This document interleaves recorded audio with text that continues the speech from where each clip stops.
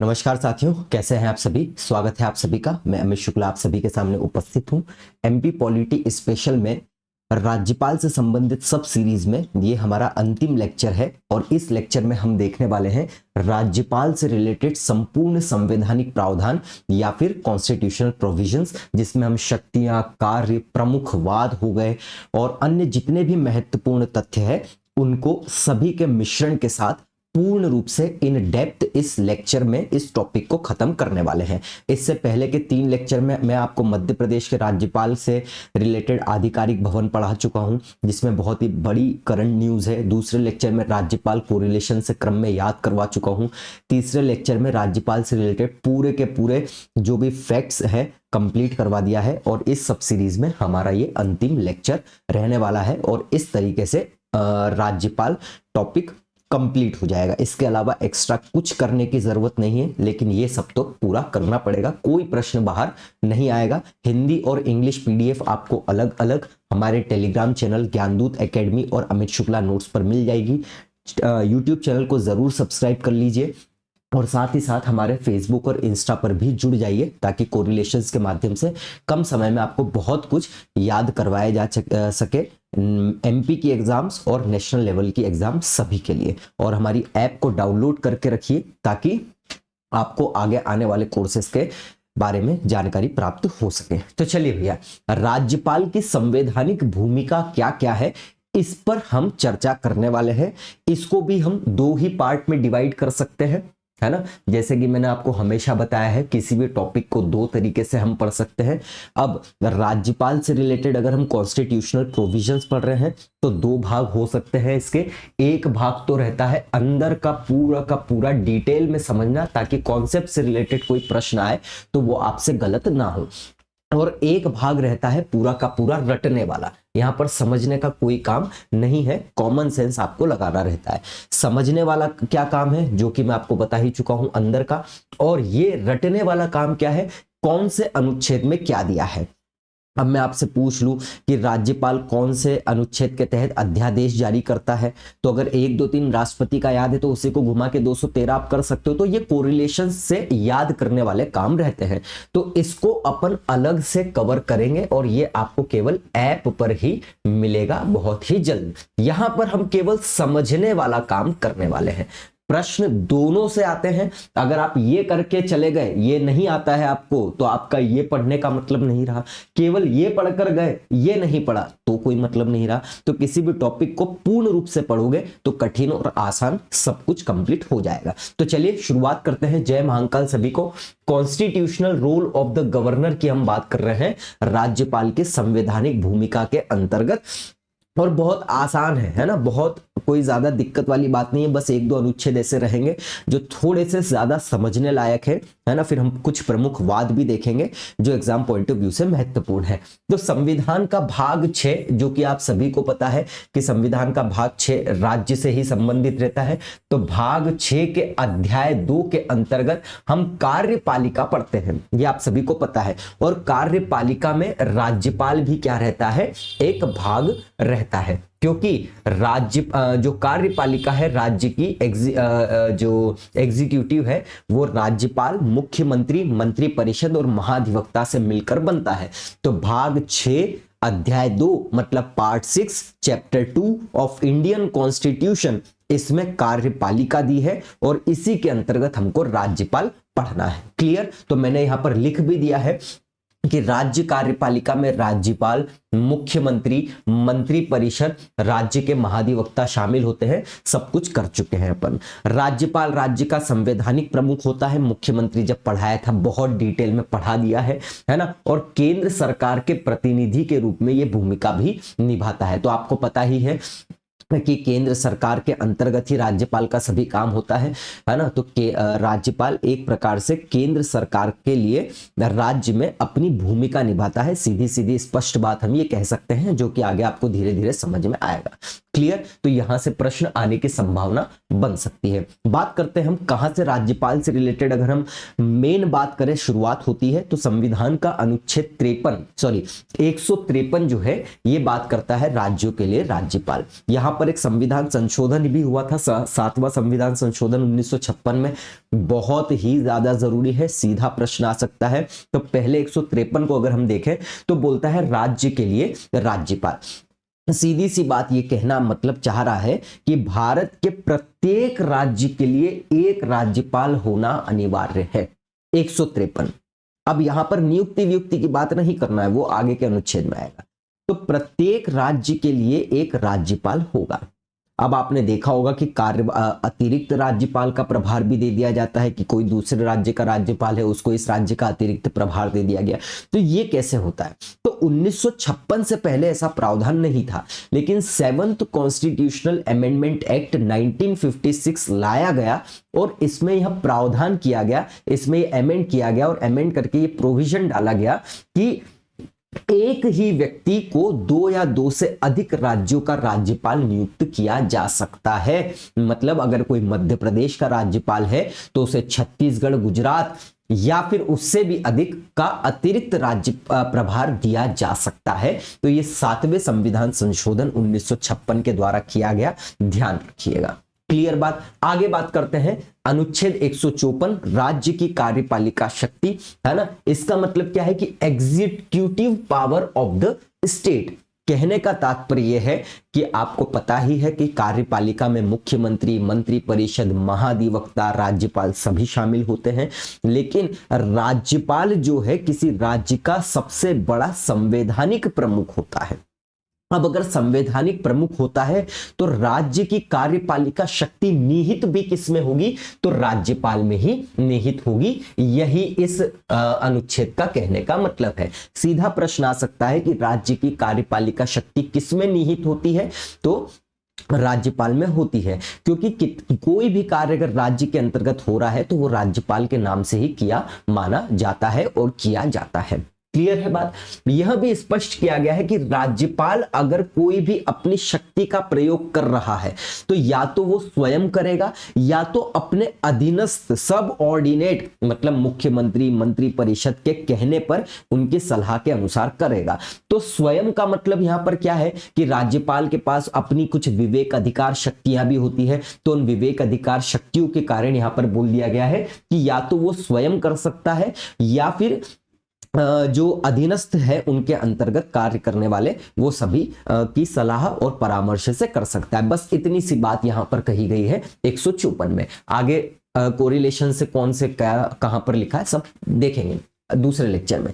अनुच्छेद 154 क्या बोलता है कि राज्यपाल की नियुक्ति, तो जिस प्रकार से केंद्र स्तर पर राष्ट्रपति केंद्र का या किसी देश का, हमारे भारत देश का संवैधानिक प्रमुख होता है, लेकिन वास्तविक शक्ति प्रधानमंत्री और कार्यपालिका में निहित प्रधानमंत्री और मंत्री परिषद में निहित होती है। सेम टू सेम कार्य चलता है हमारे राज्य में। तो अब राष्ट्रपति क्या करता है कि राज्यपाल को नियुक्त करता है ना। मतलब केंद्र का संवैधानिक प्रमुख राज्य के संवैधानिक प्रमुख को क्या कर रहा है? नियुक्त कर रहा है। और इस कारण से हम ये बोल सकते हैं कि राज्यपाल जो है केंद्र सरकार का या केंद्र सरकार के लिए राज्य में एक भूमिका निभाने की कोशिश करता है।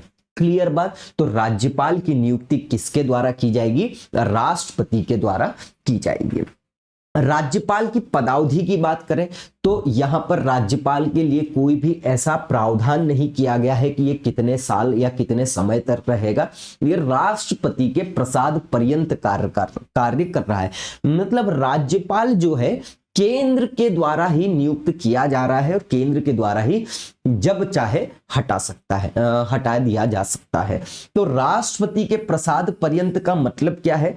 During the pleasure of the president. मतलब जब राष्ट्रपति को ऐसा प्रतीत होता है कि किसी राज्य का कोई राज्यपाल कार्य नहीं कर पा रहा है या ठीक प्रकार से अपने पदों का सदुपयोग नहीं कर पा रहा है, तो फिर राष्ट्रपति उसे हटा सकता है। अब यहां पर राष्ट्रपति हटा सकता है, इसका मतलब यहां पर आप समझिए कि वास्तविक प्रमुख मतलब जिसमें वास्तविक शक्ति है, मतलब प्रधानमंत्री और मंत्री परिषद ही हटा सकते हैं।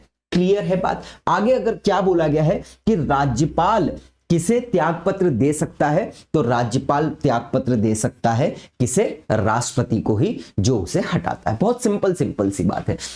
आगे अगर हम बात बोले तो इस अनुच्छेद के पूर्वोक्त उपबंधों के अधीन रहते हुए, है ना, पूर्वोक्त उपबंधों का मतलब कि 3 से पहले, ये उपखंड 3 चल रहा है, इसके पहले के जो दोनों उपबंध अपन देखे हैं उनके अधीन या उनको ध्यान में रखते हुए राज्यपाल अपने पद ग्रहण की तारीख से 5 वर्ष की अवधि तक पद धारण करेगा। अर्थात सामान्य स्थिति में राज्यपाल का कार्यकाल 5 वर्ष का होता है, लेकिन यह राष्ट्रपति के प्रसाद पर्यंत या राष्ट्रपति के कहने के अधीन रहता है।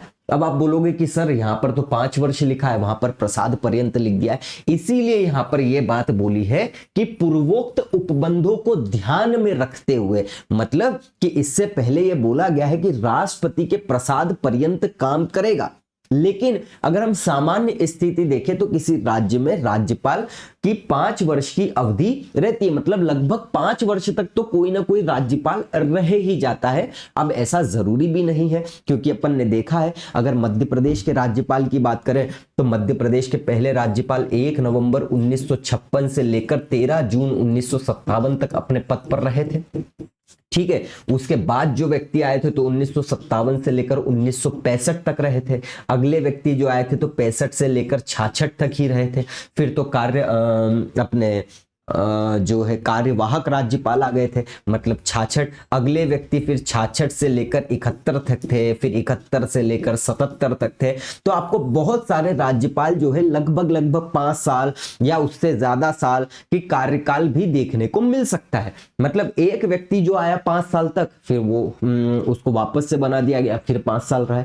कहने का मतलब यह है कि एक सामान्य स्थिति में हम देखें तो 5 वर्ष तक मान लिया जाता है कि वो अपने पद पर रहेगा ही रहेगा, लेकिन राष्ट्रपति चाहे तो उसे 5 वर्ष के पहले कभी भी हटा सकता है।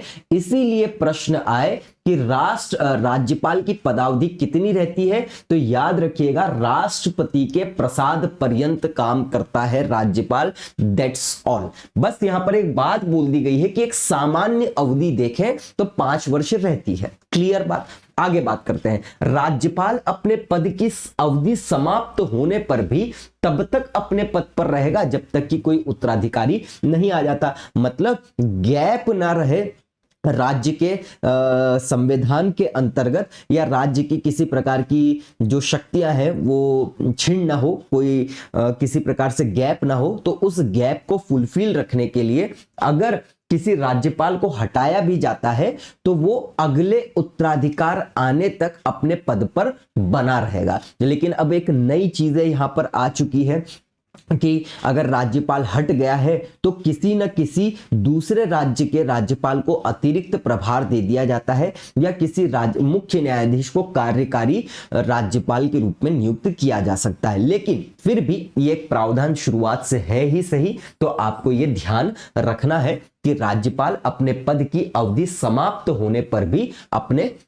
पद पर बना रहेगा जब तक कि कोई उत्तराधिकारी ना आ जाए। राज्यपाल नियुक्त होने के लिए अर्हताएं क्या क्या है, मतलब क्या क्या ऐसी क्वालिफिकेशन है कि कोई व्यक्ति राज्यपाल बन सकता है। तो सबसे पहली बात तो भारत का नागरिक होना ही होना चाहिए, और 35 वर्ष की आयु क्या कर चुका हो, पूर्ण कर चुका हो, तो वो क्या हो जाएगा, राज्यपाल के पद पर नियुक्त हो सकता है। मतलब आप ही मान लीजिए कि आप भारत के नागरिक हो, 35 वर्ष से पहले पूरी आयु कर चुके हो कंप्लीट, तो आप किसी भी राज्य के राज्यपाल बनाए जा सकते हैं।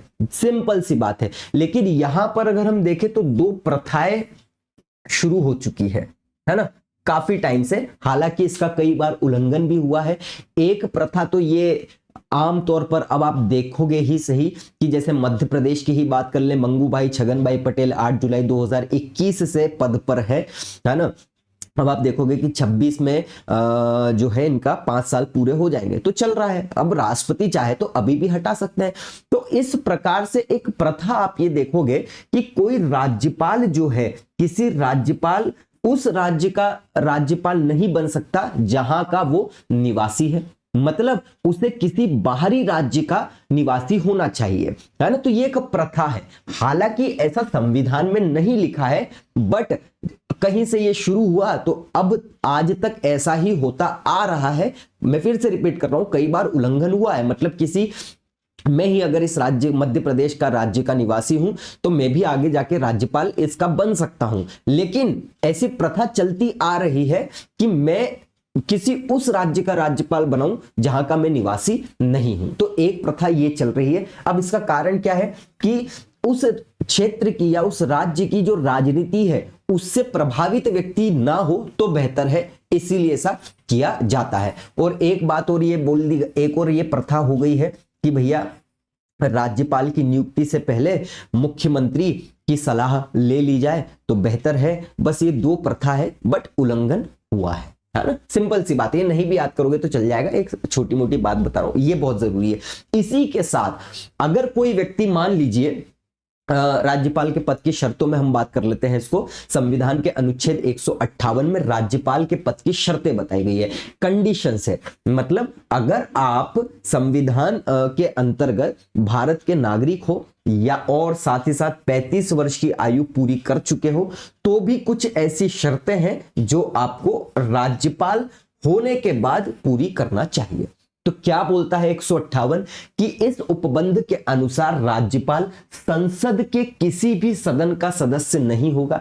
मतलब ना तो वो लोकसभा का मेंबर हो सकता है, ना तो वो राज्यसभा का मेंबर हो सकता है, मतलब एमपी मेंबर ऑफ पार्लियामेंट नहीं हो सकता। साथ ही साथ ये भी बोल दिया गया है कि वह किसी विधान मंडल का, मतलब विधानसभा या जिस राज्य में विधान परिषद हो उनमें से भी किसी का सदस्य नहीं हो सकता है। मतलब कोई एमपी या एमएलए अगर है तो वो राज्यपाल नहीं बन सकता, पहली चीज तो ये। लेकिन अगर मान लो कोई एमपी या एमएलए को राज्यपाल बना दिया गया तो ये मान लिया जाएगा कि उसने राज्यपाल का पद ग्रहण करने की तिथि से वो पद छोड़ दिया है, या तो एमपी या एमएलए या जो भी है, क्योंकि एमपी एमएलए साथ तो नहीं बन सकते, कोई ना कोई तो पद जाएगा ही जाएगा, जो कि विधानसभा में आप देख लेना, बहुत अच्छे समझा है।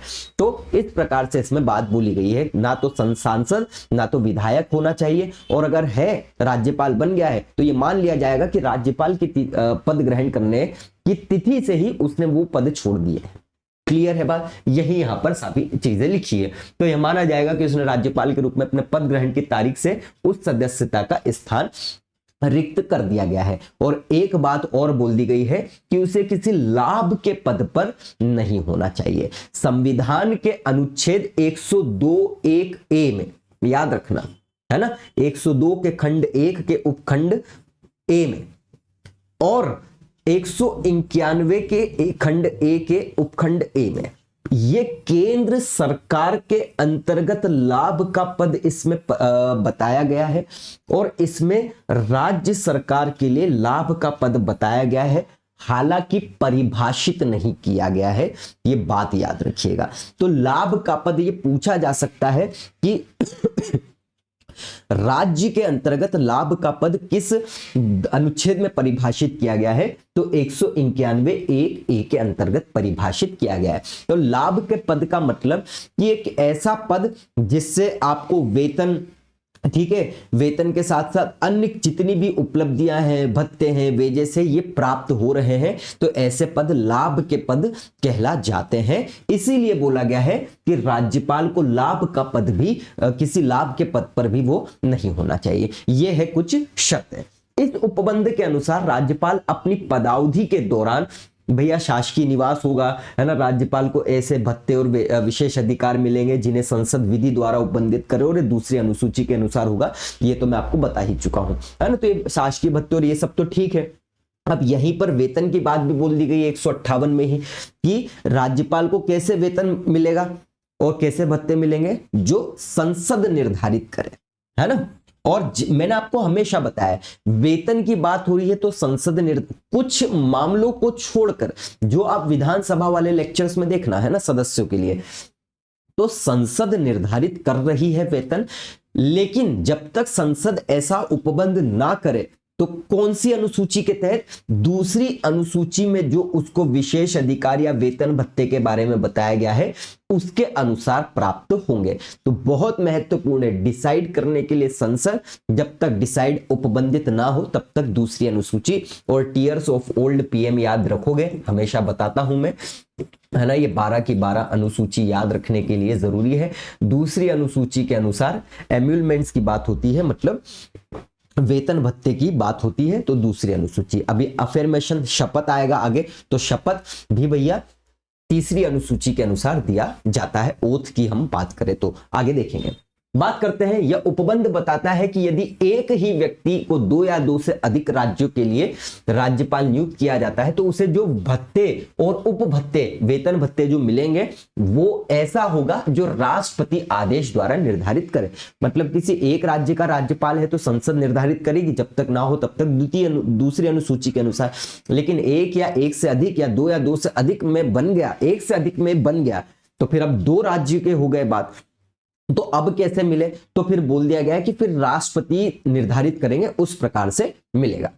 इस उपबंध के अनुसार राज्यपाल के भत्तों और भत्तों को उसकी पदावधि के दौरान कम नहीं किया जा सकता, बेसिक सी बात है ना। चल आगे बात करते हैं। राज्यपाल द्वारा शपथ या प्रतिज्ञान। तो सीधी सी बात, यहां पर एक महत्वपूर्ण बात याद रखना, ये बहुत जरूरी है। देखो यहां पर क्या बोला है, शपथ या प्रतिज्ञान किसके सामने करेगा?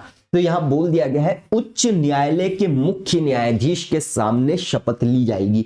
मतलब सब जगह क्या हो रहा है, संसद, राष्ट्रपति, यही सब काम हो रहा है। लेकिन यहां पर एक बात शपथ के लिए जरूर याद रख लेना कि कौन दिलाएगा शपथ? मुख्य न्यायाधीश। मतलब संबंधित राज्य का मुख्य न्यायाधीश क्या दिलाएगा?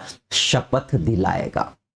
कौन सी अनुसूची के दिए गए प्रावधान के अनुसार? तो तीसरी अनुसूची में दिए गए प्रावधान के अनुसार आगे लिखा होगा, है ना। मान लीजिए उच्च न्यायालय का मुख्य न्यायाधीश नहीं है उस समय, तो उच्च न्यायालय के मुख्य न्यायाधीश के अलावा उस राज्य का कोई सीनियर मोस्ट अन्य न्यायाधीश होगा तो वो क्या कर देगा? शपथ दिला देगा। तो इस अनुच्छेद के अनुसार प्रत्येक राज्यपाल तथा प्रत्येक व्यक्ति जो राज्यपाल के कर्तव्यों का निर्वहन करने के लिए नियुक्त किया गया हो, मतलब कार्यकारी या कार्यवाहक राज्यपाल, उसको शपथ लेना अनिवार्य है। तो वो किसके सामने लेगा? उच्च न्यायालय के मुख्य न्यायाधीश, या अगर मुख्य न्यायाधीश नहीं है तो उस न्यायालय के वरिष्ठतम न्यायाधीश के समक्ष शपथ ली जाएगी। अब शपथ क्या रहती है? तो ये शपथ रहती है, ये मैंने इसलिए लिखा है क्योंकि यहां से प्रश्न आ सकता है।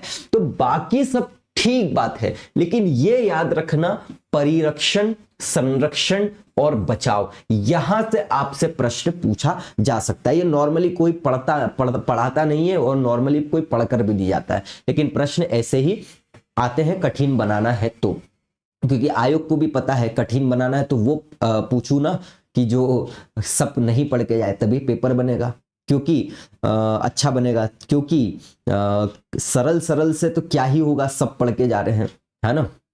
बाढ़ है आई हुई है, लेकिन रैंक कब लगेगी?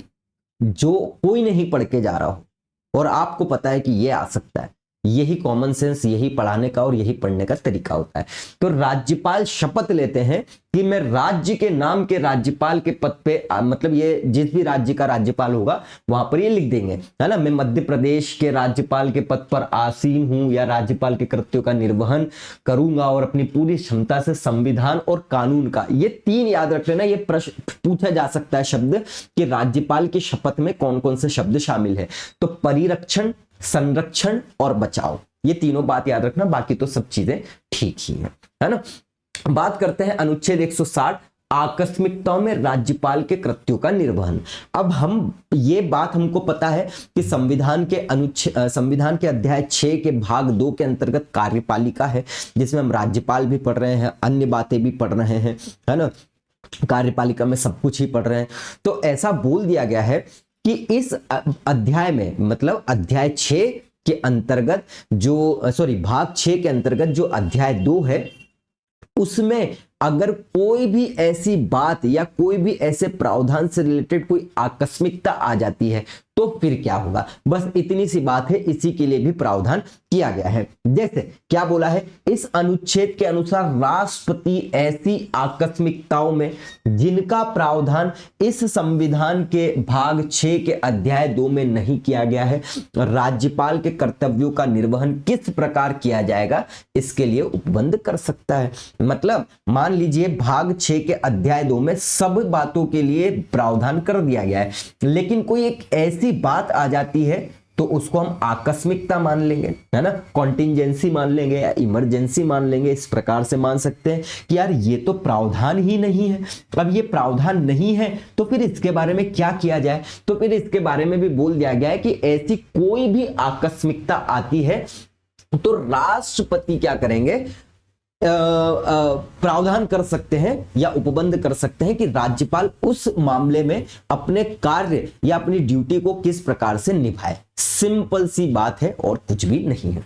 आगे बढ़ते हैं। क्षमा आदि और कुछ मामले में दंडादेश के निलंबन, परिहार या लघुकरण की राज्यपाल की शक्ति।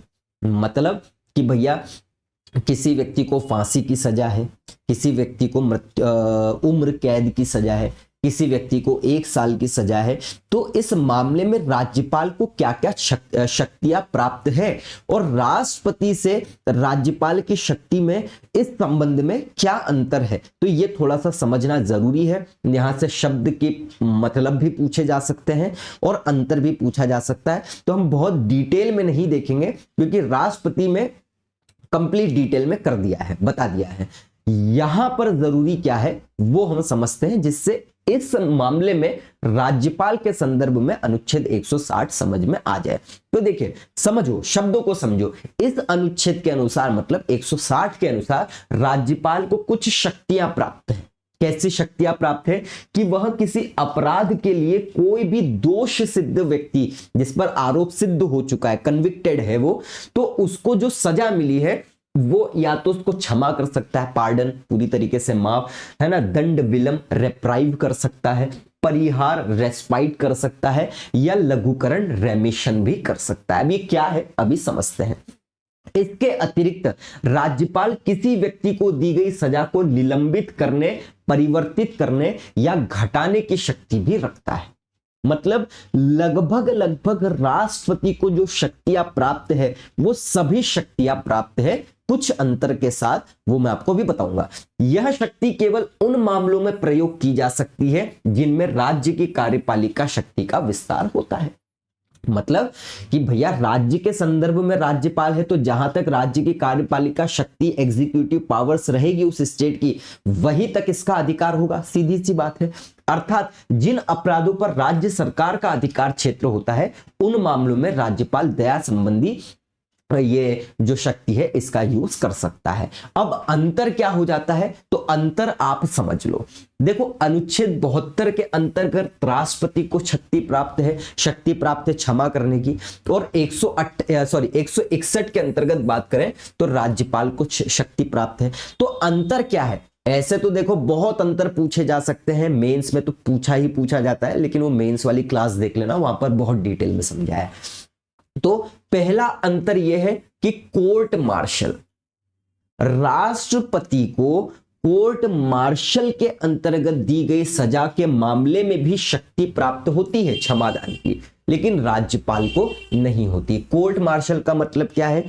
सैन्य मामलों से जुड़े सैन्य अधिकारियों से के मामलों से जुड़ा कोर्ट उनको कोई भी सजा देता है, मृत्युदंड की सजा या किसी भी प्रकार की सजा, उसको भी राष्ट्रपति क्षमा कर सकते हैं। कारण राष्ट्रपति तीनों सेनाओं का सेना प्रमुख होता है, तो राष्ट्रपति को केंद्र के अंतर्गत ये अधिकार है। राज्यपाल को केवल राज्य की कार्यपालिका शक्ति के अंतर्गत ही अधिकार प्राप्त है, इसलिए उसको पहला तो ये है कि वो नहीं इसमें अधिकार है उसको।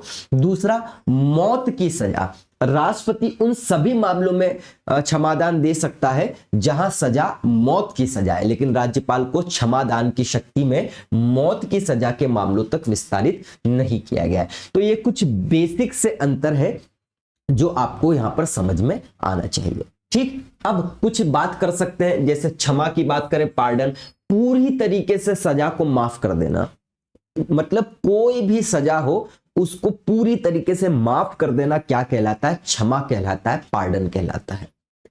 लघुकरण की बात करें, कम्यूटेशन की बात करें, तो इंग्लिश में कंफ्यूजन हो सकता है, लेकिन नाम से लघुकरण में तो समझ में आ ही रहा है।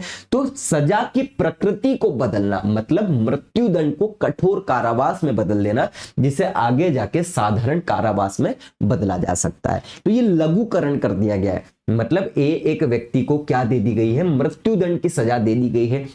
अब मान लो 14 साल हो गए हैं, अब 14 साल हो गए हैं, 15 साल हो गए हैं, तो फिर कभी कभी ऐसा हो जाता है कि दया कर दी जाए, सब चीजें हो जाए। तो 14 साल के जो मृत्युदंड है और 14 साल से वो रह ही रहा है। अब 14 साल से मृत्युदंड हो गया, तो 14 साल से ऐसा भी हो जाता है ना कि फांसी की सजा दे दी गई है, लेकिन बहुत लंबे समय तक सजा ही नहीं हुई है, मामला चल रहा है ऊपर के कोर्ट में और सभी चीजों में। तो ऐसा बोला जा सकता है कि 14 साल, अब मृत्युदंड को क्या कर दिया जाए कि कठोर कारावास में बदल देते हैं। जेल में ही रहेगा लेकिन कठोर रहेगा, बहुत कठिन श्रम हो रही है इससे भी। बाद में चाहे तो कठोर कारावास को और साधारण कारावास में बदल दिया जा सकता है ना। यह होता है लघुकरण। मतलब क्या कर दिया गया है कि प्रकृति बदल दी गई है। प्रकृति कैसी बदली है? मृत्युदंड से कठोर कारावास, कठोर कारावास से साधारण कारावास, तो नेचर बदल गया है ना सजा का। यह लघुकरण होता है। एक क्या होता है? तो परिहार, रेमिशन। इसमें सजा की अवधि को उसके स्वरूप में परिवर्तन किए बिना कम किया जाता है। मतलब आप यहां पर देखोगे तो प्रकृति बदली है, मृत्यु दंड से कठोर कारावास, कठोर कारावास से साधारण कारावास, नेचर बदल दिया है लघुकरण में। परिहार में क्या कर दिया है? नेचर नहीं बदलता है, जो सजा है उसी सजा को कम किया जा सकता है। अब आप बोलोगे मृत्युदंड दिया है तो क्या थोड़ा सा कम मृत्युदंड दे दे कि ऐसे मारना? नहीं, अब मृत्युदंड तो ऊपर ही मिल जाएगा ना। यहां पर क्या हो जाएगा? परिहार में नेचर नहीं बदल रहा है। मतलब किसी व्यक्ति को 10 साल की कठोर कारावास दे दिया गया है, तो उसे दिया कठोर कारावास ही जाएगा, लेकिन बोल दिया कि 5 साल का। तो प्रकृति नहीं बदल दी है, बस सजा घटा दी गई है। यह होता है परिहार। एक होता है विराम। तो विराम का मतलब यह है कि सजा वजह कोई माफ वाफ नहीं हो रही है, लेकिन कोई ऐसी मान लीजिए विशेष परिस्थिति आ जाती है, तो फिर उस सजा पर क्या दे दी जाती है? कुछ समय के लिए विराम दे दिया जाता है। जैसा कि दोषी की शारीरिक अक्षमता या महिला अपराधी की गर्भावस्था, है ना। तो सजा का क्या बोल दिया गया है कि विराम दे दिया गया है, रेस्पाइट कर दिया गया है। अब कोई अपराधी महिला है ना, प्रेग्नेंट हो जाए गर्भावस्था में, तो अब बच्चा पल रहा है, तो फिर विराम दे दिया जाएगा। मतलब सजा तो मिलेगी लेकिन कुछ समय बाद मिलेगी। तो विराम का अर्थ है किसी विशेष परिस्थिति के कारण मूल रूप से दी गई सजा के स्थान पर कम सजा देना।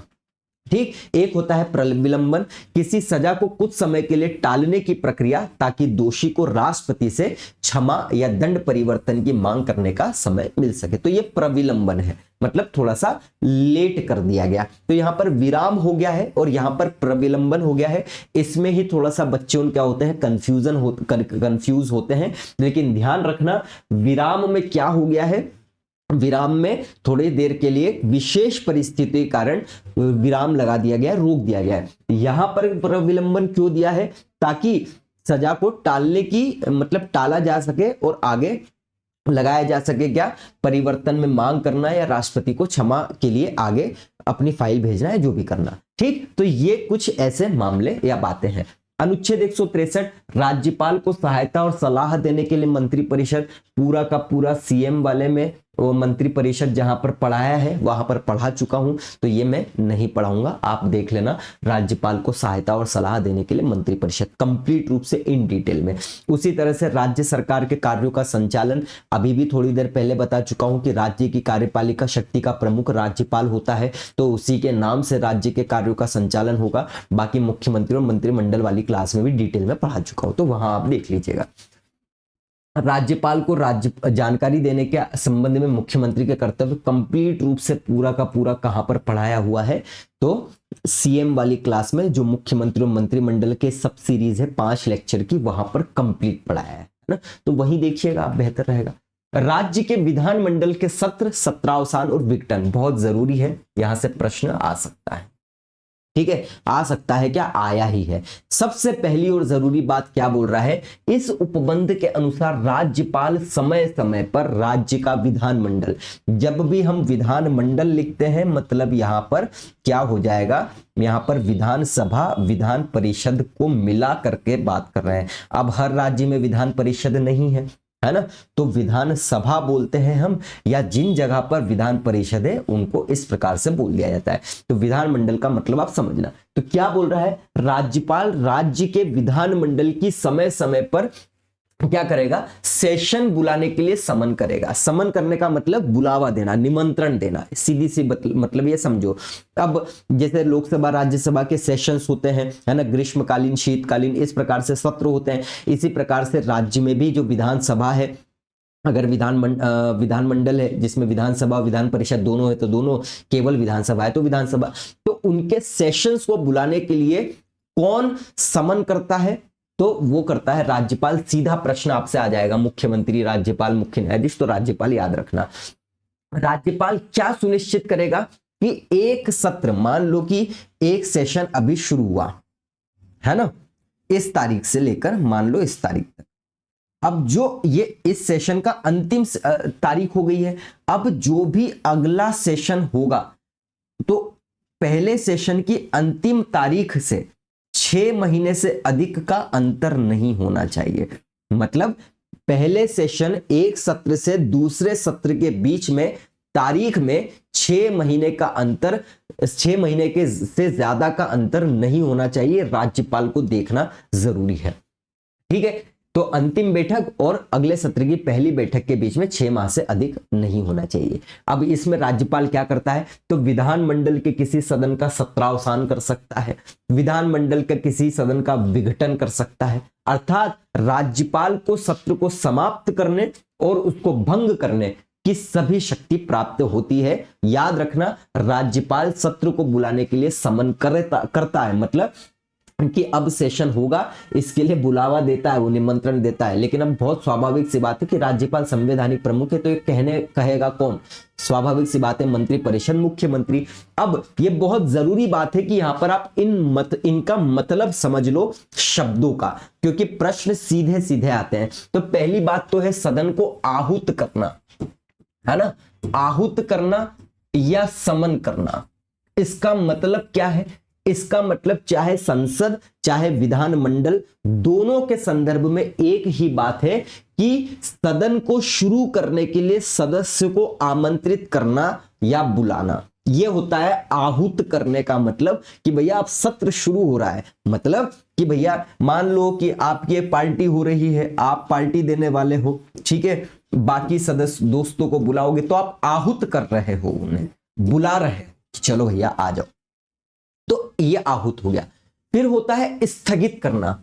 मतलब क्या है कि अब इस पार्टी को आप क्या समझ सकते हो, सत्र समझ सकते हो। जो इसको क्या कर रहा है, मतलब जो पार्टी दे रहा है उसको हम मान सकते हैं इस संदर्भ में राज्यपाल।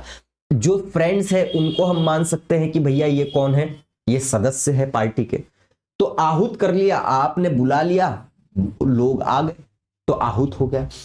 स्थगित करना, सदन के एक सत्र की क्या कर देना है, समाप्ति कर देना है। अब एक सेशन अगर चल रहा है तो इसको हम क्या कर सकते हैं, प्रोरोग कर सकते हैं, मतलब सदन को ही या सत्र को ही क्या कर देना, स्थगित कर देना, सस्पेंड कर देना एक हिसाब से।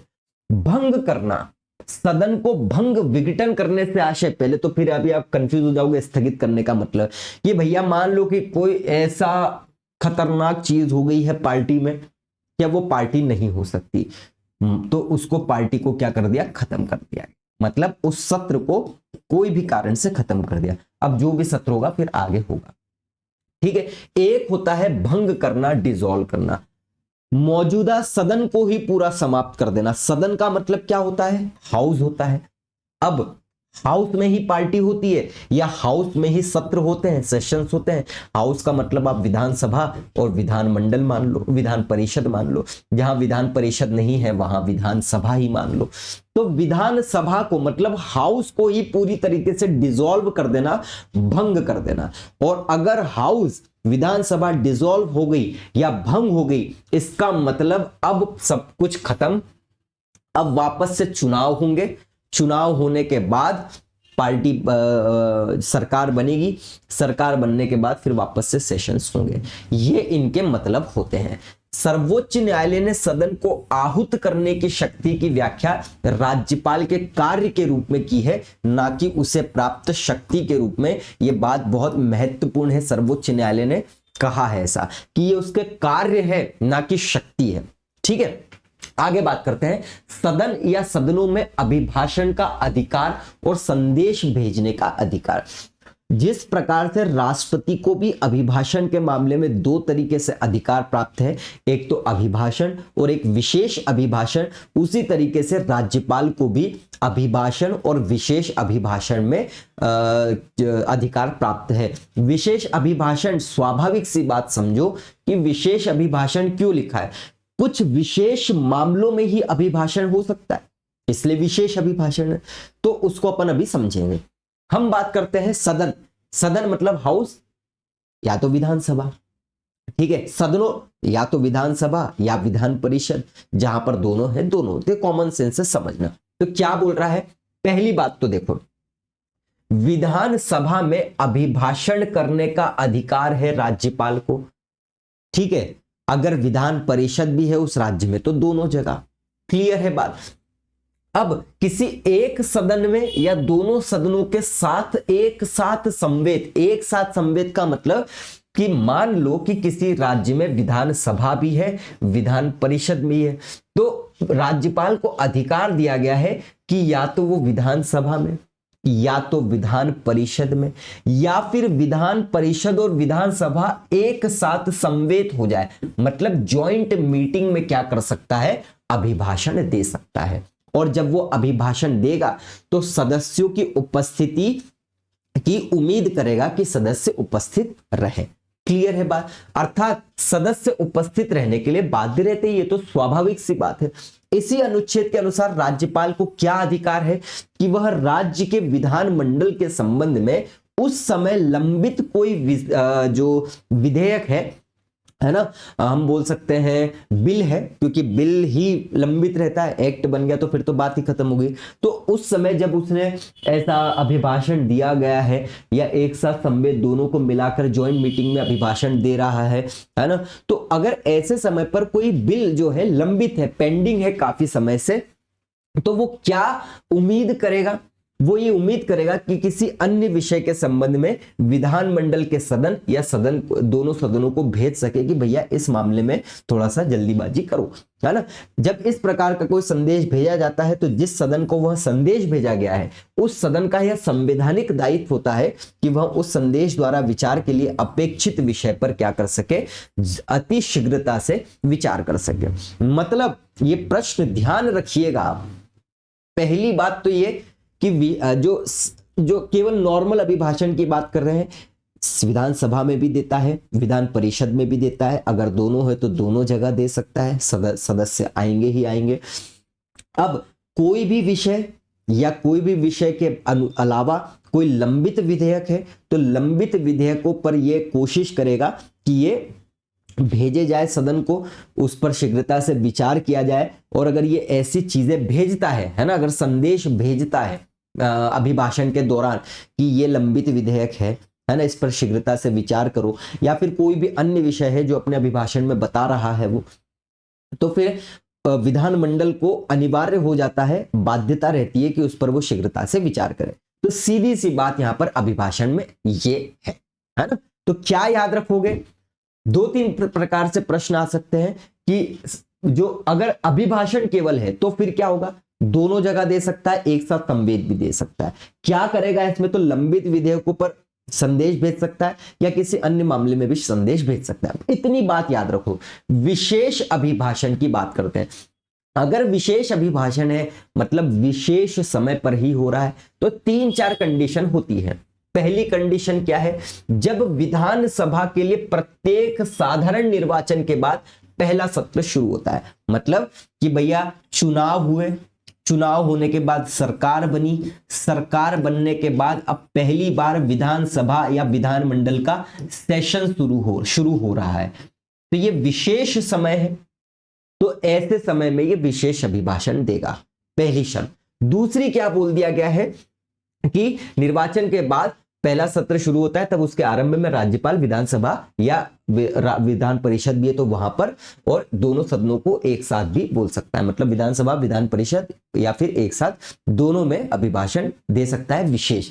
एक और चीज बोली है, हर वर्ष के प्रथम सत्र में, मतलब ये तो हो गया पहली बार में, लेकिन जब जब अब जैसे नया साल आ गया तो नए साल का जो पहला सत्र रहेगा उसमें भी क्या करेगा, ये विशेष अभिभाषण करेगा।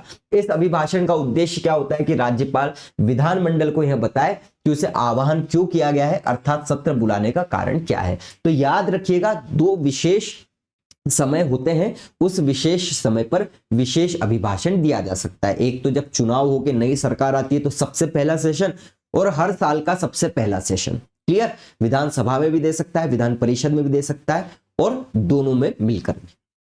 इसी अनुच्छेद के अगले भाग का अर्थ यह है कि सदन या प्रत्येक सदन की कार्यवाही को नियंत्रित करने वाले जो नियम बनाए जाते हैं उसमें यह प्रावधान किया जाएगा कि राज्यपाल के इस अभिभाषण में जिन विषयों का उल्लेख किया गया है उन विषय पर चर्चा करने के लिए समय निर्धारित किया जाए, ताकि विधानमंडल उस अभिभाषण के विषय वस्तु पर विधिवत विचार कर सके। तो बहुत ज्यादा जरूरी नहीं है। अब विशेष अभिभाषण दे रहा है तो इसका मतलब ये थोड़ी कि इसकी तारीफ करने बैठा है, उसकी तारीफ करने बैठा है। सीधी सी बात है, कोई ना कोई विशेष चर्चा ही होगी, विशेष चर्चा में कोई ना कोई विषय ही रहेगा, है ना, उसमें समय निर्धारित किया जाएगा कि इस पर विचार किया जाए, है ना। तो इस प्रकार से ये चीजें होती है। तो आप अब विशेष अभिभाषण और अभिभाषण में अंतर समझ गए होंगे। बात करते हैं विधेयकों पर अनुमति। ये थोड़ा सा कंफ्यूजिंग हो जाता है, इसके लिए आपने संसद वाली लेक्चर देखा हो तो बहुत अच्छी बात है, नहीं देखा है तो यहां पर भी अच्छे से समझाने की कोशिश करता हूं। देखिए, विधेयक और अधिनियम में आपको अंतर पता होना चाहिए। सबसे पहली बात तो एक होता है विधेयक, ठीक है, और एक होता है अधिनियम। अब विधेयक और अधिनियम में अंतर क्या है, तो विधेयक को इंग्लिश में बिल बोला जाता है, अधिनियम को इंग्लिश में एक्ट बोला जाता है। मतलब ये कि मान लो मुझे मध्य प्रदेश राज्य में किसी कोई भी सब्जेक्ट पर कोई ऐसा विषय है जिस पर एक कानून बनाना है। अब कानून बनाने के लिए उस पर चर्चाएं, विचार विमर्श सब कुछ होना चाहिए, उसका कच्चा चिट्ठा होना चाहिए, पूरा डॉक्यूमेंट होना चाहिए जिस पर विधानमंडल में चर्चा की जा सके। अब विधानमंडल में चर्चा की जाए तो वो डॉक्यूमेंट जो रहता है जिस पर चर्चा की जाएगी, फिर उसमें कुछ भी फेर बदल करना है, चर्चाएं होंगी, बहस होंगी, उस कच्चे चिट्ठे को, रॉ मटेरियल को हम क्या बोल देते हैं, बिल बोल देते हैं, जो विधानसभा में रखा गया है, जिस पर चर्चा हो रही है। जब सब कुछ फाइनल हो जाएगा, राज्यपाल की सहमति मिल गई, कुछ विशेष मामलों में राष्ट्रपति की सहमति मिल गई, तो वही बिल क्या हो जाता है, एक कानून या अधिनियम बन जाता है। क्लियर बात। तो यहां पर ये आपके लिए समझना जरूरी था ताकि ये अधिनियम ये अनुच्छेद समझ में आए। तो क्या बोल रहा है ये, जब कोई विधेयक राज्य की विधानसभा द्वारा पारित कर दिया गया। पारित कब होता है, अगर विधानसभा केवल है राज्य में तो विधानसभा ने पारित कर दिया, अगर विधानसभा और विधान परिषद दोनों है ना तो दोनों ने पारित कर दिया, मतलब पास कर दिया हो। तो जब कोई विधेयक दोनों हाउस के द्वारा, या एक हाउस अगर है तो एक हाउस द्वारा पारित कर दिया गया है, वही बात बोली गई है आगे, तब उस विधेयक को कहां भेजा जाएगा, गवर्नर के पास भेजा जाएगा, है ना। ये इससे पहले की बात कर रहे हैं क्योंकि अभी अधिनियम तो बनना बाकी है ना। अधिनियम कब बनेगा, तो दोनों हाउस ने पारित तो कर दिया, पास तो कर दिया, लेकिन गवर्नर के पास तो जाए, कुछ कंडीशन में राष्ट्रपति के पास भी भेजना आवश्यक होता है। तो पारित करने के बाद राज्यपाल के पास भेजा जाएगा। अब राज्यपाल के पास कुछ विकल्प होते हैं, ऑप्शंस होते हैं। पहला तो वो घोषित करे कि विधेयक पर अनुमति दे देगा, मतलब जैसे ही विधेयक पर, बिल पर दोनों हाउस ने पारित किया, पास किया, राज्यपाल के पास गया, उसने स्वीकृति दे दी तो वो कानून बन गया। एक और मामला हो सकता है कि वो अनुमति रोक ले, है ना, मतलब कुछ भी नहीं बोल रहा है, ना पास कर रहा है ना बंद कर रहा है, कुछ भी नहीं, बस रोक के रखिए। और या फिर उस विधेयक को राष्ट्रपति के पास भी भेज सकता है, उसको भेजने के लिए आरक्षित करके अपने पास रख सकता है। कुछ विशेष मामले या कुछ मामले ऐसे होते हैं जहां पर राष्ट्रपति को भेजना या राष्ट्रपति की स्वीकृति भी आवश्यक होती है। तो उसके पास 3 तरीके की कंडीशन होती है। पहली कंडीशन क्या बताई, या तो अनुमति दे दे, दूसरी या तो रोक के रखे, या राष्ट्रपति के पास भेजने के लिए आरक्षित रख ले। अब क्या बोला गया है, जब कोई विधेयक राज्यपाल के समक्ष अनुमति देने के लिए प्रस्तुत किया गया, तब राज्यपाल उसे यथाशीघ्र, अगर वो धन विधेयक नहीं है तो, याद रखिएगा, एक होता है ऑर्डिनरी बिल, एक होता है मनी बिल, है ना, साधारण विधेयक और धन विधेयक। साधारण विधेयक में तो ऐसा है, एक वो बहुत सिंपल बता रहा हूं क्योंकि अभी हमको विधानसभा में, इसको आप जब लेक्चर देखोगे विधानसभा, वहां पर बहुत अच्छे से समझाया है। लेकिन अब कोई पहली बार यही देख रहा है तो इतना तो समझ में आ जाए कि आप क्लास देख सको, है ना, या इतना समझ में आ जाए यही क्लास देख के कि आप जो बोल रहा हूं मैं वो आपके दिमाग में घुस सके।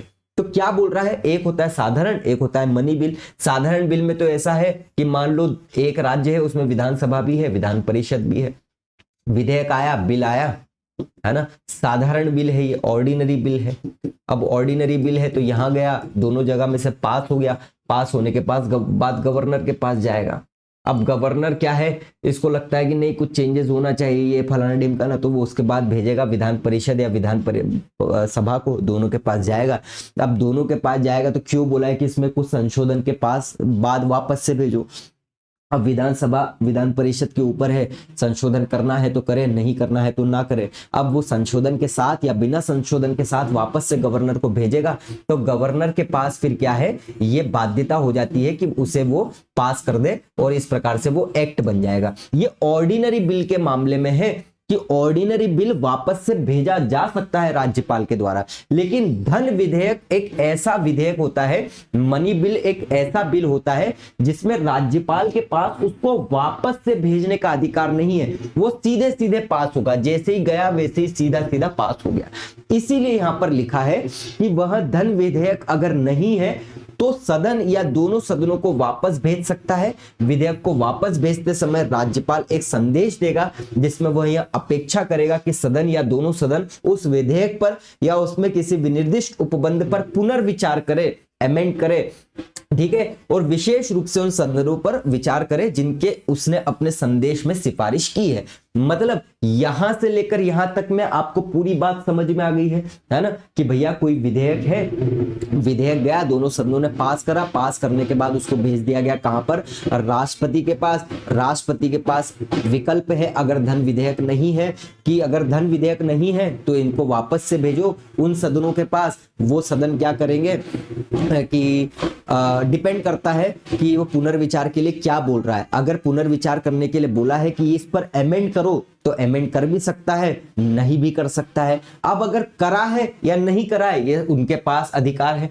जब विधेयक इस प्रकार वापस कर दिया जाता है तब सदन या दोनों सदन उस विधेयक पर पुनर्विचार करेंगे, और यदि पुनर्विचार के बाद वह विधेयक संशोधन सहित या बिना संशोधन के फिर से पारित कर दिया जाए तो दोबारा राज्यपाल के समक्ष अनुमति के लिए जाएगा, और तब राज्यपाल उस पर देने के लिए बाध्य होते हैं परमिशन। अब इसको मैं एक बार और समझा देता हूं, जैसे कि मैंने आपको समझाया, एक होता है बिल, विधेयक, है ना, ताकि आपको सबको क्लियर रहे एकदम। एक होता है विधेयक, एक हो गया क्या भैया अपना अधिनियम या फिर एक्ट, है ना। बैकग्राउंड की आवाज को थोड़ा सा इग्नोर कर दीजिएगा, ढोल बज रहे हैं, है ना, कोशिश करिएगा कि नहीं हो। तो बिल और विधेयक मैंने आपको बताया कि किसी भी अधिनियम को बनाने के लिए, ध्यान से सुनिएगा, किसी भी अधिनियम या किसी भी कानून को बनाने के लिए जब सदन में, हाउस में रॉ मटेरियल पर चर्चा होती है, डिस्कशन होता है, बहस होती है, तो जो सभा पटल पर रखा जाता है वो कहलाता है डॉक्यूमेंट बिल या विधेयक। अब बिल या विधेयक अधिनियम कैसे बनता है, तो विधान सभा और विधान परिषद द्वारा उसे पारित कर दिया जाए। अगर केवल विधानसभा है तो विधानसभा द्वारा पारित कर दिया जाए।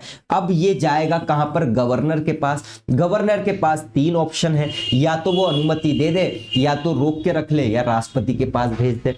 अब इसमें भी बिल में भी 2 प्रकार की बातें होती है, एक होता है ऑर्डिनरी बिल, एक होता है मनी बिल।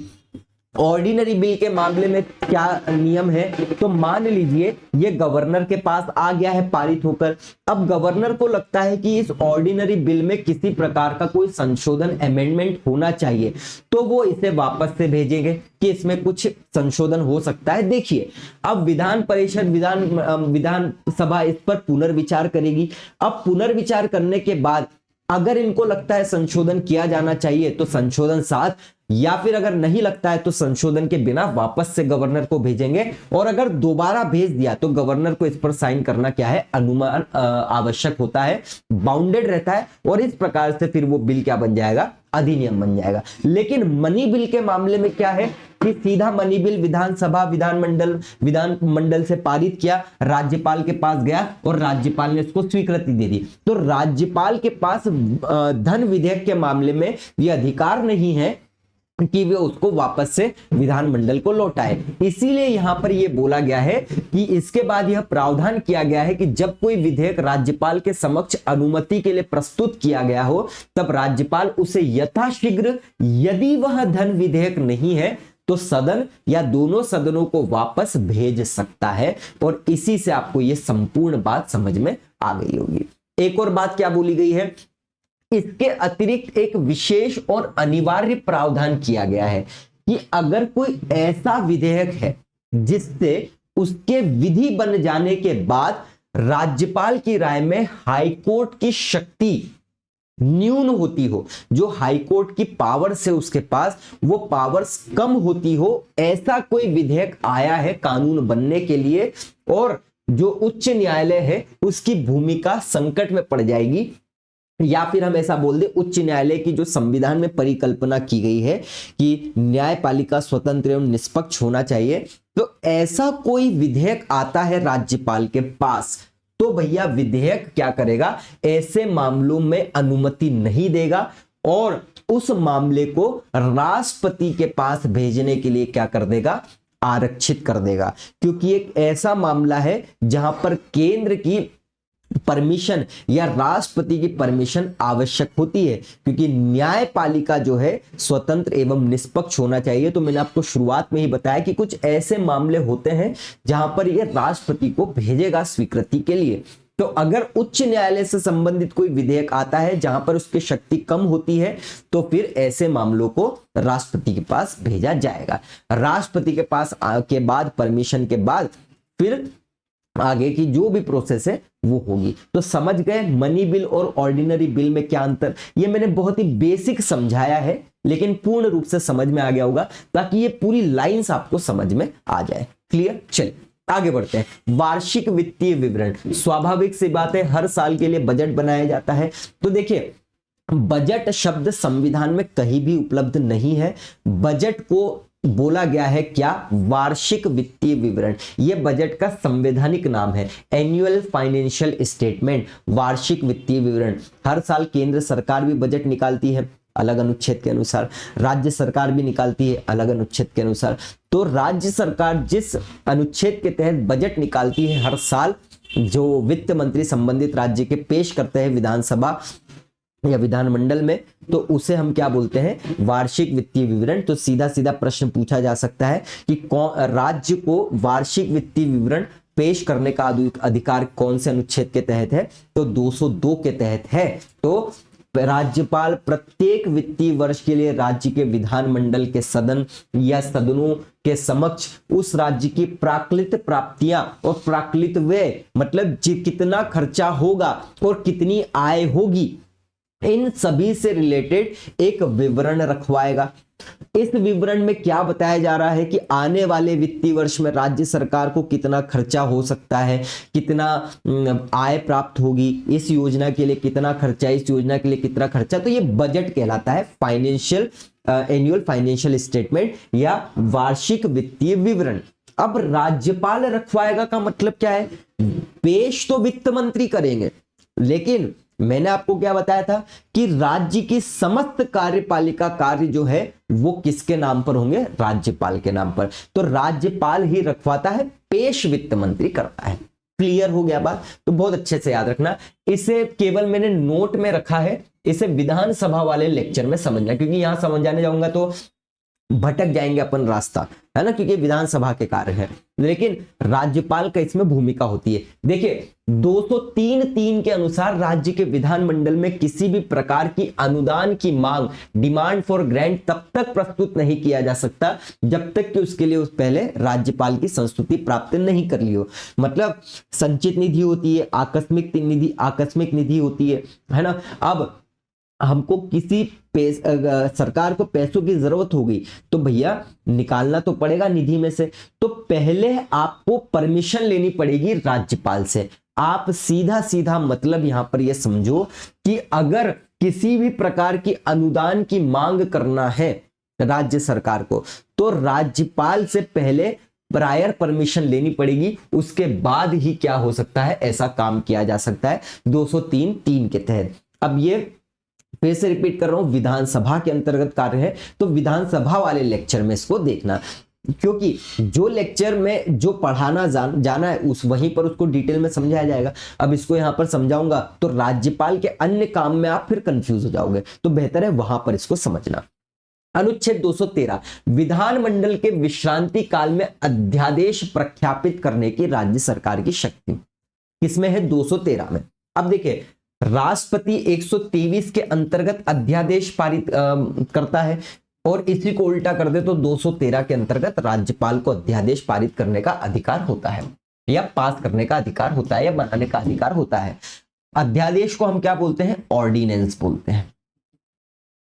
अब ऑर्डिनेंस कब जारी किया जाता है, ये बहुत महत्वपूर्ण है, और इसकी एज कितनी रहती है यही बस प्रश्न पूछा जाता है ना, और अनुच्छेद पूछा जाता है। देखिए बहुत सिंपल सा मतलब आप समझो कि भैया मध्य प्रदेश राज्य में नकली दवाइयों से रिलेटेड कोई एक कानून बनाना है। अब कानून तो विधानमंडल में ही बनेगा, मतलब विधानसभा विधान परिषद में। अब मध्य प्रदेश में तो विधानसभा ही, तो विधानसभा में ही बनेगा।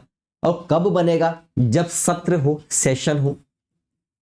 तो नकली दवाइयों से रिलेटेड कोई कानून बनाना है तो विधानसभा ही बनाएगी, और जब सत्र में हो तभी बनाएगी। लेकिन अगर मान लो कि बहुत अर्जेंट कानून बनाना है इस पर, इसके बिना काम नहीं चल सकता, ठीक है, और सत्र में भी नहीं है विधानसभा, तो फिर क्या करें, तो जब विधानसभा सत्र में नहीं हो या विधानमंडल सत्र में नहीं हो, ठीक है, और राज्यपाल को ऐसा लगता है कि तत्काल कार्रवाई करने की आवश्यकता है, तब क्या किया जाता है, एक कानून बनाया जाता है जिसे हम अस्थायी कानून बोलते हैं, टेम्परेरी कानून बोलते हैं, और उसे ही हम ऑर्डिनेंस कहते हैं। सीधी सी बात है, मतलब किसी त्वरित कार्रवाई के लिए, अर्जेंट कानून बनाने के लिए जब विधानसभा सत्र में ना हो, यह जरूरी है, ठीक है, तब राज्यपाल को यह अधिकार है कि वह अध्यादेश जारी कर सकता है। अब स्वाभाविक सी बात है, मंत्री परिषद ही कहेगी अध्यादेश जारी करने के लिए, राज्यपाल तो स्वयं कर देंगे नहीं, है ना, तो ये भी ध्यान रखना है। अब ये जो अध्यादेश है इसका एज कितनी रहती है, मतलब ये कब तक लागू रहता है। पहली बात तो याद रखना, अध्यादेश या ऑर्डिनेंस को वही शक्ति प्राप्त होती है जो किसी कानून या किसी बिल को अधिनियम बनने के बाद प्राप्त होती है, या जो विधानसभा कानून बनाती है सेम उसी तरह की शक्ति प्राप्त होती है इसको। लेकिन एज ध्यान रखना, विधानमंडल का जब पुनः सत्र शुरू होगा, अब ये तो बन गया, अब मान लीजिए आगे सेशन शुरू हो गया है विधानसभा का, तो अधिकतम 6 सप्ताह तक क्या होगा, प्रभावी रहेगा अध्यादेश। मतलब मान लीजिए कि अभी विधानसभा सत्र में नहीं थी, अध्यादेश नकली दवाई पर बन भी गया, अस्थायी कानून आ गया, अब इसी को फॉलो किया जाएगा, सीधी सी बात है। आगे सेशन आ गया है विधानसभा का, अब विधानसभा का सेशन शुरू हो गया है, तो विधानसभा का जब सेशन शुरू हुआ है तो वहां से 6 हफ्ता गिन लो, और 6 हफ्ते तक अध्यादेश प्रभावी रहता है। कैसे, तो यदि 6 सप्ताह में इसे पारित नहीं किया, क्योंकि अध्यादेश जो है अस्थायी कानून है, तो उसे स्थायी बनाने के लिए सेशन शुरू हो गया है तो वहां पर पारित तो करना पड़ेगा ना। अगर पारित नहीं किया गया है 6 सप्ताह के अंतर्गत तो वो अपने आप ही समाप्त हो जाएगा। लेकिन अगर पारित हो गया है तो वह अस्थायी कानून बन जाएगा। इतनी सी बात है ऑर्डिनेंस की, और ये होता है एक तरीका जब सेशन नहीं हो विधानमंडल का। क्लियर है बात? वही शक्ति है जो विधानमंडल द्वारा बनाए गए कानून को है राज्य की पूरी सीमा में लागू होता है। राज्यपाल किसी भी समय अध्यादेश को वापस ले सकता है ना, और ये मंत्रिपरिषद की सलाह पर ही करता है, आपको भी पता है। जिन विषयों पर राज्य विधानमंडल को कानून बनाने का अधिकार ही नहीं है, ऐसे विषय पर अध्यादेश नहीं लाया जा सकता है। स्वाभाविक सी बात है, अध्यादेश केवल उन्हीं विषयों पर लाया जा सकता है जिन पर राज्य कानून बना सकता है। तो कॉमन सेंस है ना, कोई दिक्कत यहां पर नहीं होना चाहिए। आगे बात करते हैं अनुच्छेद 361। ये कोई नहीं पढ़ाएगा आपको, लेकिन प्रश्न आ जाते हैं यहां से, है ना। और ये अंतिम अनुच्छेद है राज्यपाल के संदर्भ में। ऐसे तो बहुत बारीक बारीक से भी अनुच्छेद है, लेकिन बारीक बारीक से अनुच्छेद फिर दूसरे जगह पर कवर हो जाएंगे ना। मंत्री परिषद में हो गए, मुख्यमंत्री में खत्म हो गए, राष्ट्रपति में खत्म हो जाएंगे, विधानसभा विधान परिषद में खत्म। लेकिन जहां पर मेन है वो तो मैंने आपको बता ही दिया है। 361 क्या बोलता है? राष्ट्रपति, राज्यपाल और एक शब्द यहां पर और रहता है राज प्रमुखों का, है ना। तो राज्य प्रमुख मतलब पहले रियासतों के जो प्रमुख थे। तो राष्ट्रपति राज्यपाल का संरक्षण, कुछ प्रोटेक्शंस दिए गए हैं इनको 361 के तहत। क्या क्या दिए गए हैं तो देखिए, इस अनुच्छेद का सीधा मतलब है कि राष्ट्रपति और राज्यपाल को उनके पद पे रहते समय न्यायालय में व्यक्तिगत रूप से जवाबदार नहीं ठहराया जा सकता। मतलब जब वो अपने पद पर है, अपने पद पर रहकर काम कर रहे हैं, तब उन्हें न्यायालय में किसी भी तरीके से व्यक्तिगत रूप से पर्सनली जवाबदार, रेस्पॉन्सिबल नहीं ठहराया जाएगा। पहली प्रोटेक्शन तो ये हो गई। दूसरी बात क्या बोल रहा है? राष्ट्रपति या राज्यपाल जब अपने पद की शक्तियों का प्रयोग करते हैं या कर्तव्यों का पालन करते हैं तो उन कार्यों के लिए उन पर कोई मुकदमा नहीं चलाया जाएगा। यहां पर भी ये प्रोटेक्शन हो गया। लेकिन कुछ शर्तें ध्यान रखना। उनकी पदावधि के दौरान किसी भी आपराधिक कार्रवाई नहीं चल सकती है। गिरफ्तारी या कारावास का कोई आदेश जारी नहीं हो सकता है। ठीक है, मतलब जवाबदेह भी नहीं है ना, फिर जिम्मेदार भी नहीं ठहराया जा सकता, मुकदमा भी नहीं चल सकता, ना तो आपराधिक, ना तो उनको जेल हो सकती है, ना तो सजा हो सकती है। तो फिर क्या हो सकता है? तो देखिए, यदि राष्ट्रपति या राज्यपाल ने व्यक्तिगत हैसियत में कोई कार्य किया है, मतलब कि भैया राष्ट्रपति के पद पर है, राज्यपाल के पद पर है, लेकिन व्यक्तिगत उसने कोई ऐसा काम कर दिया है जो कि सही नहीं है, संविधान के ही अनुरूप नहीं है, या कोई भी ऐसा विभत्स कार्य कर दिया है, तो फिर तो कुछ ना कुछ तो होना ही पड़ेगा ना। तो क्या होगा? तो देखिए, कोई कार्य किया हो, उसके विरुद्ध दीवानी मामला करना हो। दीवानी मामला मतलब सिविल केस। सिविल केस का मतलब जमींदारी से और जमीन वमीन से रिलेटेड, प्रॉपर्टी से रिलेटेड कोई केस है, तो भी वह तुरंत नहीं किया जाएगा। ऐसे मामले में पहले उन्हें लिखित सूचना देनी होगी कि भैया ये आप पर मामला है, तो ये चलाना जरूरी है। तो 2 महीने का समय पूरा होने के बाद ही न्यायालय में कार्रवाई शुरू की जा सकेगी। मतलब हर तरीके से प्रोटेक्शन है, सब तरीके से।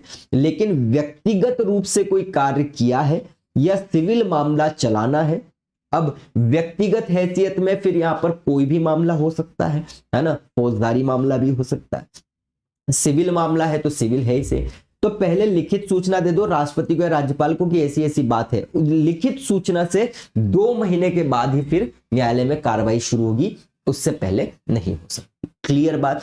तो ये कुछ जरूरी बातें हैं 361 में, किस प्रकार से प्रोटेक्शन है। और यहां पर होते हैं संवैधानिक प्रावधान खत्म। कुछ 2 महत्वपूर्ण बातें याद रखना। एक तो राज्यपाल सोने के पिंजरे में बंद चिड़िया के समान है, किसने बोला था? तो सरोजिनी नायडू ने। और सरोजिनी नायडू को भारत कोकिला भी बोला जाता है ना। अब ये जो सरोजिनी नायडू है, ये भारत की सबसे पहली महिला राज्यपाल रही है। अगर हम बात करें तो आज का उत्तर प्रदेश या उस समय का तत्कालीन संयुक्त प्रांत जिसे हम कहते हैं, वहां की ये सबसे पहली राज्यपाल रही है। मतलब भारत की सबसे पहली महिला राज्यपाल सरोजिनी नायडू ही है। 1947 से लेकर 1949 तक ये अपने पद पर रही थी। ठीक, अब हम बात करते हैं, कुछ ऐसे प्रश्न आ जाते हैं कि निम्न में से कौन सी राज्यपाल की कार्यकारी शक्तियां है, कौन सी विधायी शक्तियां है, कौन सी वित्तीय शक्तियां है, कौन सी न्यायिक शक्तियां है।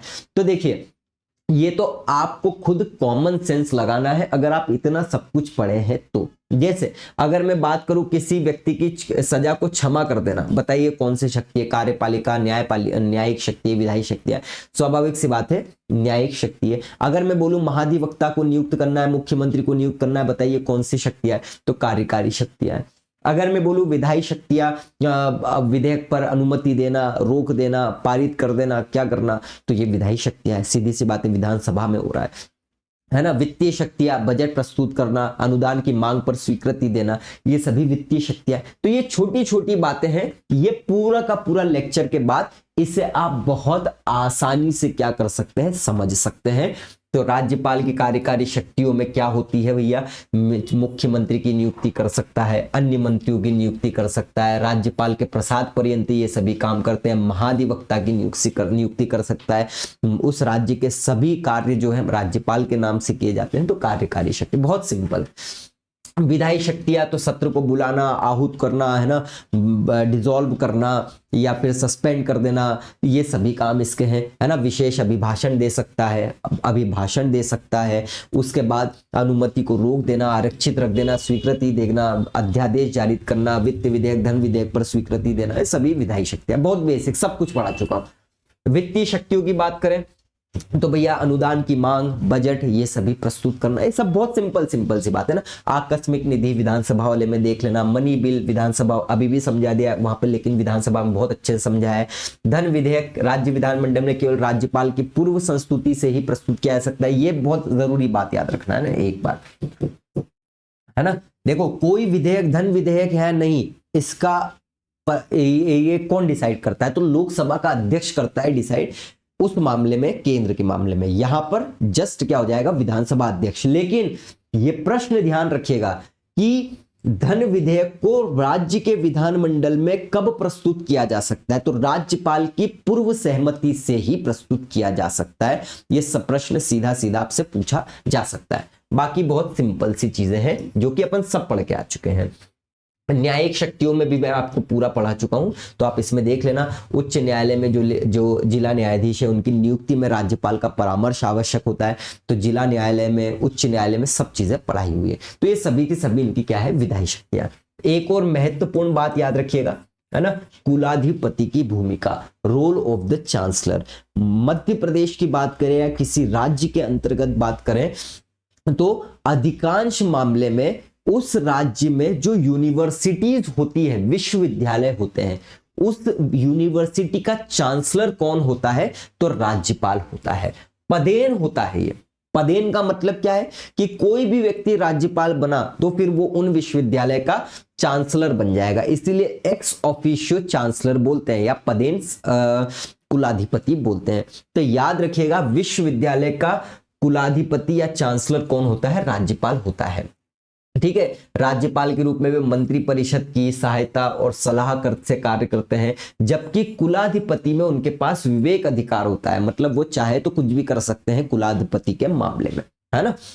अपने पद के कारण कुलाधिपति विश्वविद्यालय के प्रमुख तथा विश्वविद्यालय न्यायालय के अध्यक्ष होते हैं। उनकी उपस्थिति में विश्वविद्यालय न्यायालय के दीक्षांत समारोह की अध्यक्षता करते हैं। आपने देखा होगा ना, किसी यूनिवर्सिटी में दीक्षांत समारोह हो रहा है, वहां पर डिग्रीज देना और ये सभी देना, तो राज्यपाल जाते हैं, है ना। वो कुलपति की नियुक्ति भी कर सकते हैं, आवश्यकता होने पर उनको हटा भी सकते हैं। तो ये कुलाधिपति के रूप में उनकी भूमिका है। तो याद रखना, अधिकांश मामलों में, अधिकांश राज्यों में यूनिवर्सिटीज के जो चांसलर होते हैं वो राज्यपाल होते हैं, एक्स ऑफिशियो, मतलब जैसे ही कोई राज्यपाल बना वो कुलाधिपति बन जाएंगे। बाकी मामलों में तो वो मुख्यमंत्री और मंत्रिपरिषद के अंदर है, लेकिन जब चांसलर की भूमिका निभाते तो उनको पूरी खुली छूट रहती है, लगभग संपूर्ण रूप से नियुक्ति कर सकते हैं, सम्मान समारोह में जा सकते हैं, सभी चीजें वो कर सकते हैं। तो ये कुछ महत्वपूर्ण बात है। कुछ महत्वपूर्ण वाद और निर्णय आप देख लीजिए, है ना, कोई बहुत ज्यादा नहीं है, 3 है। एक तो नबम ब्रेबिया मामला है ना, एक नवम रेबिया मामला 2016 का है, एक राजमन्नार समिति है 1971 की, एक एसआर बोम्मई बनाम भारत सरकार मामला है, इसको मैं पहले भी समझा चुका हूं। तीनों के तीनों कहीं ना कहीं राज्यपाल को ऐसा बोलते हैं कि आप केवल केंद्र की भूमिका के लिए मत रहो, है ना, आपकी भी खुद जिम्मेदारी होती है, आप भी राज्य के संवैधानिक प्रमुख के रूप में भूमिका निभाओ, ना कि केंद्र के एक एजेंट के रूप में राज्य के लिए काम करो। कई मामलों में राज्य की जो शक्तियां हैं, कार्यपालिका शक्तियां, उसको कम करने की कोशिश की गई थी। तो यहां पर फिर सर्वोच्च न्यायालय उन मामलों में ऐसी बातें करता है। क्या? तो नवम रेबिया मामला 2016, इसमें अनुच्छेद 163 के तहत राज्यपाल की जो विवेकाधिकार का प्रयोग है वो सीमित है। उनके द्वारा की जाने वाली कार्रवाई मनमानी या सनकी नहीं होनी चाहिए, यह तर्कसंगत, सद्भावनापूर्ण और सावधानी से प्रेरित निर्णय होना चाहिए। मतलब यहां पर सीधा सीधा यह बोल दिया गया है कि आप अपनी विवेक अधिकार शक्ति का भी प्रयोग कर रहे हो तो आप मनमाने ढंग से नहीं कर सकते हो। आपको विवेक अधिकार शक्ति में भी मंत्री परिषद की सलाह लेना अनिवार्य है, उनकी सलाह को मानना पड़ेगा। मतलब यहां पर राज्यपाल की विवेकाधिकार शक्ति में भी क्या करी थी, थोड़ी सी सीमा लगाने की कोशिश की। बोला कि भैया मनमाना और सनकी काम मत करो, है ना, तर्क संगत होना चाहिए और सलाह पर ही काम करो। राजमन्नार ये समिति है, इस समिति में बोल दिया भैया 356 और 357 को हटाने की सिफारिश कर दी थी। क्यों? बहुत सीधी सी बात है कि 356 357 में केंद्र सरकार को अधिकार हो जाता है ना, कि किसी राज्य की सरकार को गिरा देना और राष्ट्रपति शासन लगा देना। अब केंद्र सरकार को बहुत अधिकार है तो राज्यपाल के पास फिर ये क्या अधिकार है? कोई अधिकार ही नहीं है। तो इसीलिए इस मामले में राजमन्नार समिति ने बोल दिया कि ये हटा ही दो। फिर जब मनमाने तरीके से ही राज्य सरकार, केंद्र सरकार को काम करना है, राष्ट्रपति शासन का बोल कर कि इस राज्य में संविधान के अनुसार सरकार नहीं चल रही है तो हम राष्ट्रपति शासन लगाते हैं, और राष्ट्रपति शासन लगाते हैं तो भैया फिर सरकार का मतलब क्या रहेगा? तो हटा ही दो फिर, है ना। तो मनमानी कार्रवाई से सुरक्षा के लिए आवश्यक प्रावधान संविधान में शामिल किए जाने चाहिए, ये राजमन्नार समिति ने बोला। इसने इस बात पर भी जोर दिया कि राज्य के राज्यपाल को स्वयं का केंद्र का प्रतिनिधित्व नहीं होना चाहिए, क्योंकि राज्यपाल ही फिर लगाएगा ना राष्ट्रपति शासन, तो बोलेगा तो केंद्र। तो भैया फिर आप अगर भूमिका ही निभा रहे हो तो फिर आपका क्या मतलब होना चाहिए? आपको भी अपना कॉमन सेंस लगाना चाहिए और एक संवैधानिक प्रमुख के रूप में अपनी भूमिका निभानी चाहिए, ना कि केवल और केवल राज्य का या केंद्र का प्रतिनिधि हो। आगे क्या बोल रहा है? एसआर बोम्मई बनाम भारत सरकार। तो 11 मार्च 1994 को इसमें राज्यों में सरकारें भंग करने की केंद्र सरकार की शक्ति को कम कर दिया गया, है ना। सर्वोच्च न्यायालय के इस निर्णय में केंद्र सरकार द्वारा अनुच्छेद 356 के व्यापक दुरुपयोग पर विराम लगाया। इस फैसले में न्यायालय ने कहा कि किसी भी राज्य सरकार के बहुमत का फैसला राजभवन की जगह विधानमंडल में होना चाहिए। राष्ट्रपति शासन लगाने से पहले राज्यपाल को सरकार को शक्ति परीक्षण का मौका देना चाहिए। मतलब राष्ट्रपति शासन का कहकर 356 का कहकर सरकार गिरा दी गई। अब सरकार गिरा दी गई तो उनको अपना पक्ष रखने का तो मौका ही नहीं दिया, क्योंकि राज्यपाल ने तो कहने पर सरकार गिरा दी। अब सरकार गिरा दी है तो फिर किसी सरकार का जो फैसला है वो राज्यपाल हाउस में होगा कि विधानमंडल में होगा? स्वाभाविक सी बात है विधानमंडल में होगा। तो इसलिए ये बोला गया है कि राज्य सरकार गिराने से पहले सरकार को मौका देना चाहिए और सरकार का फैसला राज्यपाल विधानमंडल में बैठकर ना करे, उन्हें राज्यपाल सरकार का फैसला राज्यपाल हाउस में ना करे, विधानमंडल में इसका फैसला होना चाहिए। मतलब फ्लोर टेस्ट होना चाहिए, सरकार को बहुमत प्राप्त है या नहीं उस संबंध में उसे मौका मिलना चाहिए। और यहीं से फ्लोर टेस्ट की भी बात सामने आई थी एसआर बोम्मई बनाम भारत संघ में।